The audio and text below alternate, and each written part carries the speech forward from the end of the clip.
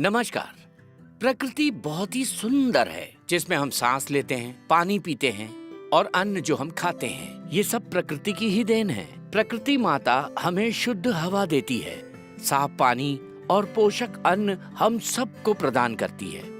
उसके अपने आंतरिक मूल्य होते हैं जो उसके समझदार संरचना में स्थापित होते हैं। प्रकृति की सुंदरता हमें खुशियां देती है और इन सब के अलावा प्रकृति हमें हर क्षण प्रेरणा देती रहती है। प्रकृति हमसे बात करती है, हमें आराम देती है। प्रकृति के हर कण में कहानी है।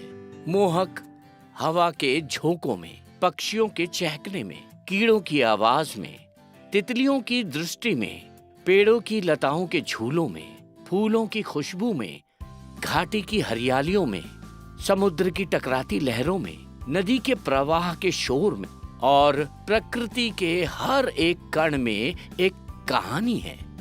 प्रकृति का चक्र हमें सिखाता है कि बदलाव खूबसूरत है।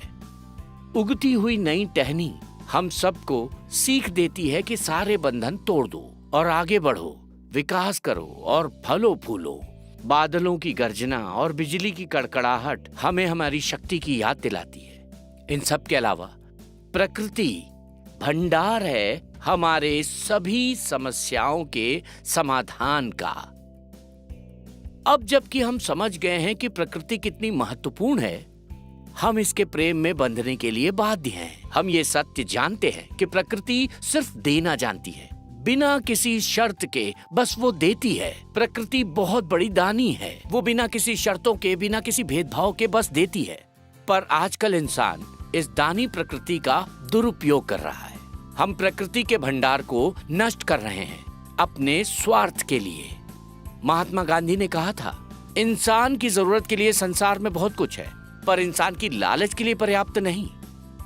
वक्त की मांग है संरक्षित करना, प्रकृति का संरक्षण करना, हिफाजत करना।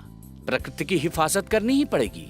ऐसे कई नेता हुए हैं, पर्यावरण की रक्षा करने वाले हुए हैं, जो दिन रात काम कर रहे हैं, दुनिया भर के लोगों से आग्रह कर रहे हैं कि वो प्रकृति के मूल्यों को समझे।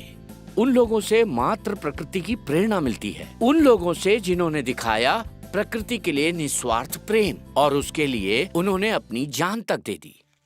अमृता देवी बिश्नोई, उन्होंने अपनी 3 बेटियों के साथ अपनी जान दे दी। उन्होंने 1930 में राजस्थान के खेजरली गांव में जोधपुर के राजा के पेड़ों की कटाई के आदेश का विरोध किया, बगावत की। उन्होंने कहा कि जंगलों को बचाने के लिए वो अपनी जान तक दे सकती हैं। उनके साथ 363 से भी ज्यादा बिश्नोइयों ने अपनी जान दे दी। इस घटना को इतिहास में हम पढ़ सकते हैं खेजरी मूवमेंट के नाम से। उनके इस बलिदान के लिए राजस्थान की सरकार ने और मध्य प्रदेश के वन विभाग ने शुरुआत की prestigious state level Amrita Devi Bishnoi स्मृति अवार्ड, वन्य जीवों के संरक्षण और संरक्षण के उत्कृष्ट योगदान के लिए। आधुनिक भारत में पूरे भारत में फैले वनों के विनाश को रोकने के लिए आंदोलन हुआ और उस आंदोलन को जाना गया चिपको मूवमेंट के नाम से। आप सभी ने इतिहास के पन्नों में पढ़ा होगा। जी हाँ, इसकी शुरुआत हुई अप्रैल 1973 में उत्तराखंड के मंडल गांव में सुंदरलाल बहुगुणा द्वारा। ये एक प्रसिद्ध पर्यावरण रक्षक थे। जल्द ही ये राज्य के अन्य हिमालयी जिलों में फैल गया। चिपको आंदोलन तब शुरू हुआ जब उस वक्त की सरकार ने खेल के सामान उद्योग के लिए जंगलों को काटने का आदेश दिया। पेड़ काटने के विरोध में कार्यकर्ताओं ने पेड़ों को आलिंगन किया और इस तरह पेड़ काटने से अधिकारियों को रोका। उस समय के कई व्यक्ति, कई संगठन और समुदाय आगे आए प्रकृति की रक्षा के लिए। और अब हमारी बारी है, आपकी बारी है। जितना संभव हो सके छोटी से छोटी मदद करें। प्रकृति ने हमें बहुत कुछ दिया है और अब समय है उसे लौटाने का। पेड़ लगाइए, गंदगी मत फैलाइए, पब्लिक ट्रांसपोर्ट यूज कीजिए, प्रदूषण कम कीजिए और बहुत कुछ है जो हमें करना चाहिए। प्रकृति हमसे प्रेम करती है और हमें भी उससे प्रेम करना चाहिए।